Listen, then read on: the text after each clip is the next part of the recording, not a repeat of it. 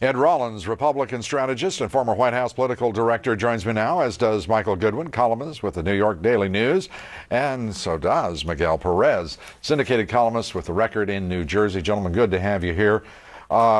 You just heard Senator Hutchison say, in so many words, she's a little embarrassed to be a part in this process coming off the immigration legislation. Well, I think justifiably so. I think the president clearly tipped the balance to Kennedy, McCain, if he wants to be a part of that. He does. And I think he'll pay a price for that. I think the bottom line here is that this is a bill there's no room for the Senate to negotiate, for the House to negotiate, and I think they're going to draw the line in the sand, and I think it's going to be an all-out war, and I don't think you're going to get anything done this session. Sensenbrenner looked like Michael, looked like he wanted to sort of slap Karl Rove straight to the ground.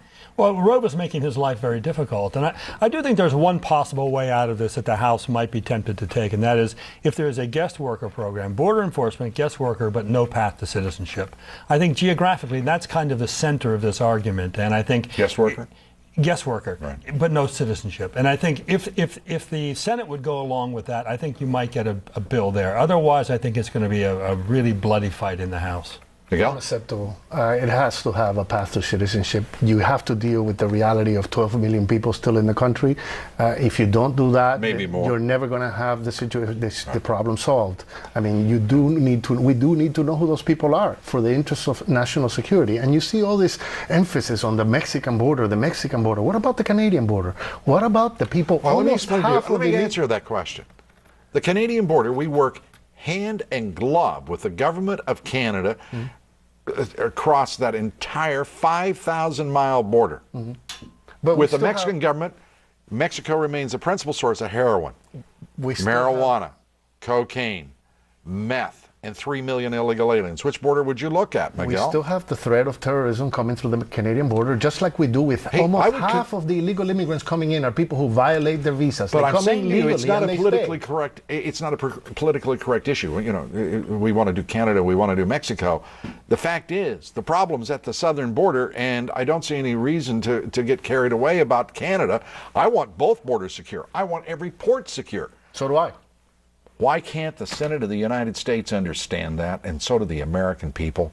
Well, they're going to light this Senate up. It has to be comprehensive. This is what the president is. Even the president has been saying that it has to be comprehensive. We have to deal with the whole problem. How comprehensive it is. Let's put up the requirement. Thank you, Senator Dodd, for putting in this amendment, and Senator Specter for managing this amendment. Consultations between the United States and Mexican authorities at the federal, state, and local levels concerning the construction of additional fencing and related border security structures along the United States-Mexico border shall be undertaken prior to commencing any new construction.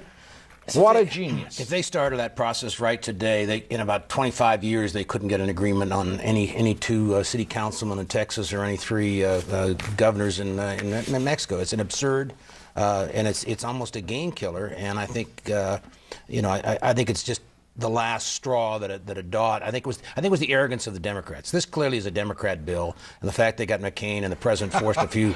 It's Kennedy's bill. If there were 65 Democrats, Kennedy and McCain, don't leave out John McCain. I'm not leaving John out. I think John has made a very big mistake.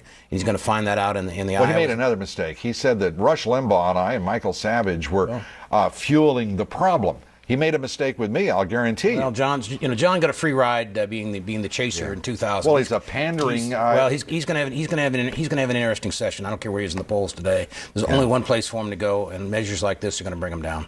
This is just unconscionable. Well, and I think the politics of this is fascinating, because if you go back to when the marches originally began, I think everyone thought that the House bill was going to lose the House for the Republicans, and that the real energy and momentum was on with the marchers. And I think that's changed dramatically. It's gone back and forth several times, but right now I think that the country is clearly more against citizenship than it is for it, and more against anything that can be labeled amnesty than it is for it. So I think the House has regained the momentum in a way, although nobody wants the felony provision. I'm one of those people who has been saying all along, you cannot reform immigration if you can't control it. You cannot control immigration unless you control the borders. Absolutely. I am also for raising legal immigration if we do it by some statement of fact, require We that. obviously need the workers. Well, we don't obviously, because in point of fact, wages at the lowest quintile of wage earners in this country are declining, not rising. That says we have a surplus of labor. Do you agree, Miguel? I think we do need the labor. I think it's the agricultural industry would just collapse without them. I think They've lasted for 30 years. I've worked with why with illegal immigrants they've lasted. They've lasted with. Why not have them join a guest worker program? Guest worker program is servitude. If you're just gonna bring these people in and exploit them and then send them back home without any protection, they're gonna have to work for one single employer. That employer can do whatever they want with these people, and then eventually just send them back. We're basically just But using that's what a them. guest worker program is. Well- It's temporary. Why not put in labor standards that say that you have to pay a migrant worker $20 an hour, not $9 or $10? they're going with, That costs, by the way, we did some research on this, so anybody paying attention to this argument, the facts are these. If you double the price of labor in this country for produce, in particular, because that's where the study is, it raises the cost of a head of lettuce by 10 to 15 cents. We can handle that for the dignity of people who are picking that lettuce and picking that produce, and we can have it for our own, to rid ourselves of the shame of exploitation by these growers and corporate You Americans. still have to deal with the people who are going to mow your lawn, take care of your children. My wash your God, you know what? dishes. This is America. Mow your own lawn. Okay. You know what? I'm sorry. Wash your own car. Well, the reality here is this bill is not going anywhere. I mean, I think Michael's solution is probably the only thing that would have any ability to move, but it's not going to move this session. I think the Republicans in the House have now got a backbone. They're going to draw the line. This president might as well go home. I mean, he might as well. We talk about having a third term. I'm now a believer in a 6-year term because it's time for this. He's given this. you want a 6-year term?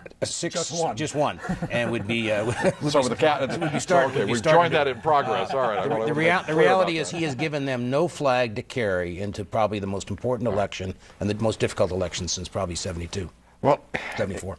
a constitutional crisis because the FBI with Congressman William Jefferson not responding to a subpoena for 8 months from the U.S. Justice Department. Miguel, do you think we have a constitutional confrontation or a congressman who thinks he's above the law? And by the way, with the Senate, with the senators and the House leadership in particular, thinking that He does think he's above the law. That's the problem here. And cold cash.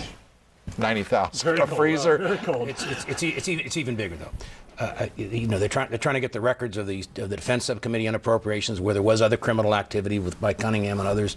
And the bottom line, if these guys are going to commit criminal acts, they can't hide in the congressional office. Amen, brother. That's where I would have had the cash. After And this. the fact that Hassard and Frisk comes out sputtering in his, we're going to really examine, nonsense. This man is being investigated for a crime, and it's about time these legislators understood they're working for the American people. They're not above the law. Lawmakers cannot be lawbreakers. And at the end of the day, I think it's a little late to let them know that. but it's true. And the only way you're going to let them know is that they have to live by the same rules everybody else does. Well, and I think one of the things that's going on, as your correspondent said about a bizarre week on Capitol Hill, I think it's a very strange situation. Now, the whole Congress looks like it's just spinning like a top, and no one quite knows what's going on down there. It's a very mysterious time. Why in the world should the American people put up with either of these parties? I mean, it's an absurdity what's going on. This government isn't working. They're not. They don't seem to be able to agree on any major issue that the American people are really depending on them. They're not even thinking. They're not even coming into a middle. I don't want them to agree until they think, until they understand what the facts And I are. think immigration is all about politics. I think everybody has made a political calculation. Right. Yeah, thank you very much for being here. Thank you. We appreciate it, Michael. Ed, thank you. Thank you. As always.